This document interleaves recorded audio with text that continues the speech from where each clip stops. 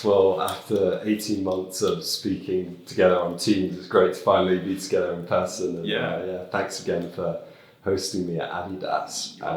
Really looking forward to talking about legal tech and legal operations. Mm-hmm. But before we dive into that, could you just start by telling me about how you got into law and your kind of route to qualification as a solicitor? Yeah, sure. Yeah, making me feel old now that I'm thinking about it. But yeah, I actually trained in-house, which I think is still reasonably rare, although I know more and more people do it now. But so I actually did a history degree at university and decided I didn't want to be a history teacher, so I did the GDL conversion and then the LPC. And I was looking for training contracts and, like everybody, looking at what law firms I was thinking of applying to and all that kind of stuff. And actually, I saw on a job website an advertisement for Adidas and was like, oh wow, like that would be my ideal client at a law firm. And it was kind of like, oh, I honestly didn't really realize in-house is a thing, so completely green and naive to the idea. But I applied here and was really, really lucky to go through the process and trained here. So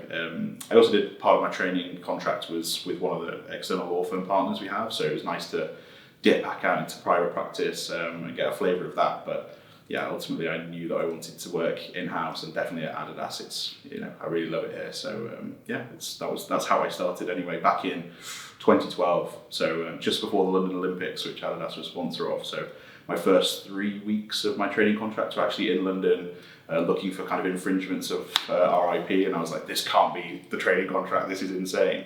Obviously did more normal stuff after that, maybe more boring stuff, but learning the craft and stuff like that. But that's how I started. Amazing. I mean, it definitely sounds like a very, very kind of different and interesting experience. And talk to me a little bit about then kind of being an in-house lawyer at Adidas, and I guess how you then made that transition to legal solutions and legal operations. Yeah, sure. So working in-house has been really interesting. It's when I spoke to my other kind of trainees or junior lawyers, the kind of big difference you found was maybe just that exposure level to business. Your client is at the end of your desk or is messaging you on Teams or whatever, and you don't necessarily have that kind of little bit of distance from them that you can maybe put yourself on voicemail or ignore that email for a little while because they'll come and find you. So you've got a lot of business experience, which is really cool, makes it really interesting. And then, sort of learning your craft on the legal side, working with general counsel and all the other kind of more senior lawyers to sort of get those skills where they needed to be. So I really enjoyed my time as a legal counsel, which I did for 4 or 5 years after the training contracts. Stayed here, so worked in the North Europe team, which is based up just outside Manchester. We also had an opportunity to go over to the headquarters in Germany and do a year there, which again is probably the nice thing in that's maybe not so easy in a law firm setting for jurisdiction, all that kind of stuff. but as an English speaker, in a business, you can usually get a bit of travel and try other things and different cultures, which I know you're into personally, but for me, that was great. And then, sort of transitioning into legal ops or legal tech, it kind of came out of, I was always the sort of person that just likes to mess around on the computer. Again, I get the sense for you, maybe it's the same. And also I'm a little bit lazy, a little bit frustrated of doing things more than once. So that kind of combined sort of pushes you more into that space of, how do I find better ways to do this, or less, human ways to maybe do some of these legal tasks, which aren't hugely complicated, but are very repetitive and tedious sometimes. So I ended up watching YouTube, I had a use case in mind of a contract that I wanted to automate. We had a kind of Excel sheet, a template, and I was like, oh, there must be a way to get Excel to speak to Word.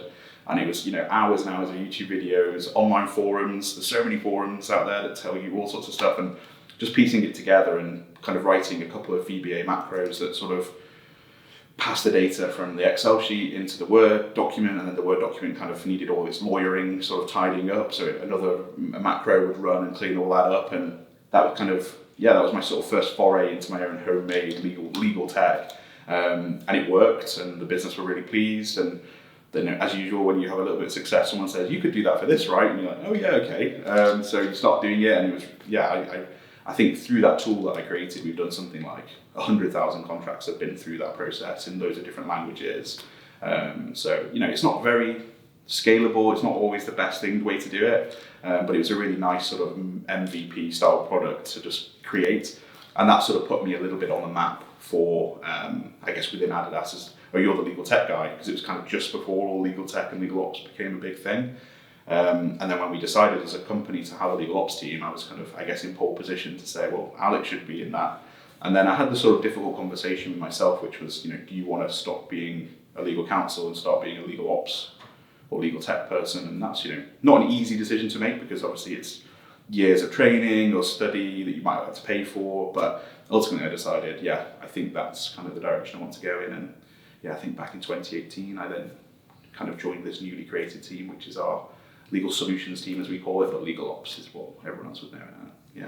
Yeah. And it's quite interesting, because I think a lot of people are having to build those teams from scratch. Legal operations just wasn't a thing in the way it is now. Could you talk to me a little bit about, I guess, that journey over the last few years since you've moved into legal solutions? Yeah, sure. I mean, it's a really good question, because obviously a lot of it is brand new to someone who's just coming out as being a lawyer, and now you're trying into being a bit of a project manager, a bit of a sort of IT go-to person, and then processes and all that kind of stuff. So I've been learning every day pretty much as I started. But I think the big thing is almost being the sort of dedicated resource. That's the big thing. I always say, lawyers get bashed quite a lot for being, you're useless at tech, or your processes are terrible, and it's usually more of a time thing, and maybe access to resources is another thing that they struggle with. I think lawyers have lots of great ideas and come up with, they know their business and they know the legal world really well often. But it's kind of me being that dedicated resource. So I sort of operate in our team as maybe the advocate or the ambassador for legal. So I'm speaking to lawyers in all the different teams, and maybe we have an easier relationship than maybe someone who's got no legal background. Just because I know what it's like to be in their shoes, essentially literally in their shoes in an adidas context. So that's something that we've kind of, but we also have other sort of disciplines in our team, and I think that's been a real bonus. So we've got people with a finance background, business administration, a couple of other lawyers or legal background kind of growing into our team. So we're taking a broad brush approach, and I think that's paid dividends, because there's lots of really good questions or queries that come up that I'm completely blind to, because I'm also looking at it as a lawyer and being like, that's how we should do it, and then someone with a finance or whatever background says why, and then it blows the whole thing out of the water, and you're like, we should take a step back. And so it's been a really interesting journey to stop thinking so much like a lawyer, but also keeping enough legal kind of focus to be useful with the legal teams, and then learn other skills like project management and kind of learning some of the tech side, some of the things that are just completely alien to me beforehand. Even though I was interested, it was always still as a sort of a hobbyist rather than as a professional. So it's been a really good sort of 4-year journey.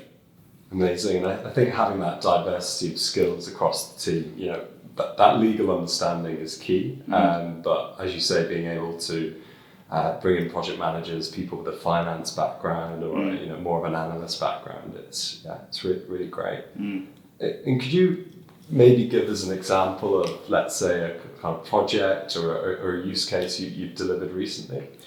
Yeah, I'm trying to think what would be a good example. You always have to be careful, don't you, in the legal context? That's the difficult thing, isn't it? But I guess sort of without being super specific, a lot of the stuff we're working on really is just kind of going back to basics. So at the moment we do lots of like big expansive projects, and then every so often you realise, it's a bit like an accordion, you do need to come back and sort of contract a little bit and just settle the bow and start to work with that and get more familiar before you do your next kind of leap.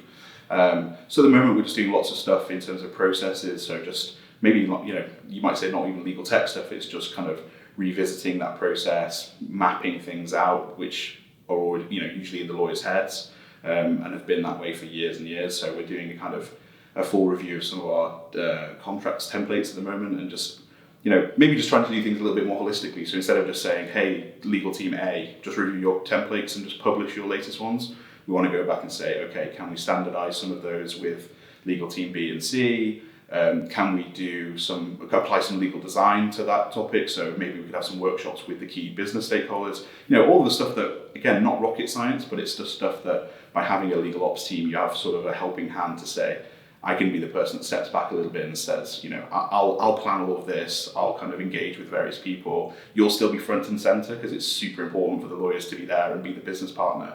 But also I can do some of the heavy lifting for you and just nudge you in the right direction. And that's been kind of quite well received, I think, because people are used to kind of updating their templates, but doing it in a silo, not really sharing, not really thinking about maybe the wider applications and how you might help the business on an even bigger scale. So that's something that we're doing that's not particularly legal techy, but actually it kind of falls more into the ops side.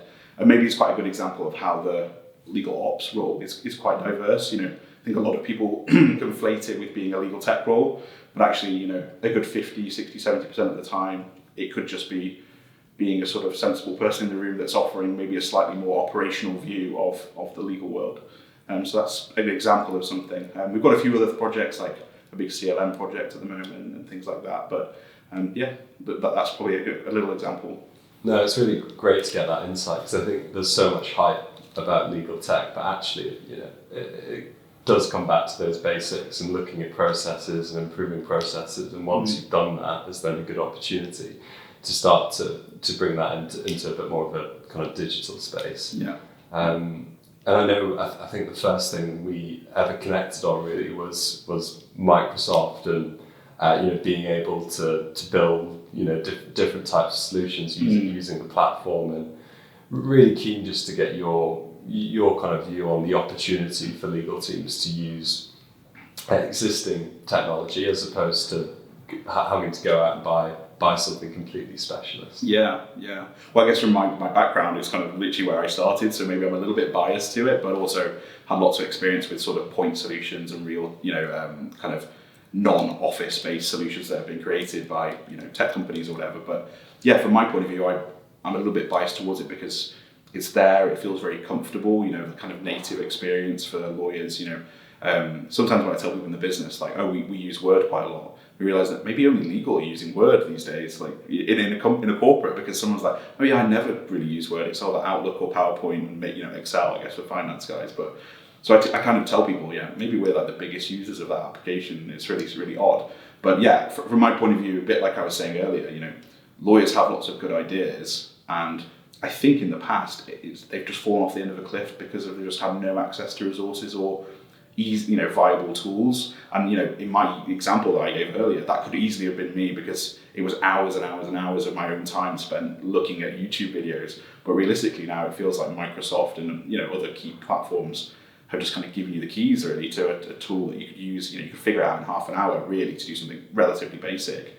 And once you've done that, you do get the bug and you go on to the next thing and you want to go further and further. But I think that's the thing. I think it's giving people the resources that they've kind of longed for really in a very native way, so they feel very comfortable. And then I guess the other thing is probably licensing. So if your enterprise has already paid for the licenses, you don't have to go through a full IT review. You don't have to get extra budget. Maybe when you get to a certain point, there might be more premium features that you want to add into something, but as a start, it's definitely, it's at your fingertips. It's no to low code most of the time. So yeah, you can really make some magic happen, and kind of sort of kickstart your journey, I would say. I think I'd be interested to see how it all pans out for the super long term and how those things become really scalable. Maybe stuff that Psych are doing is more interesting because you're kind of taking that to the next level. But for the sort of average user, it feels like, handling your intake, getting a little bit of raw data that you can use to build business cases and understand your role a bit more, it's absolutely ideal because it's just there.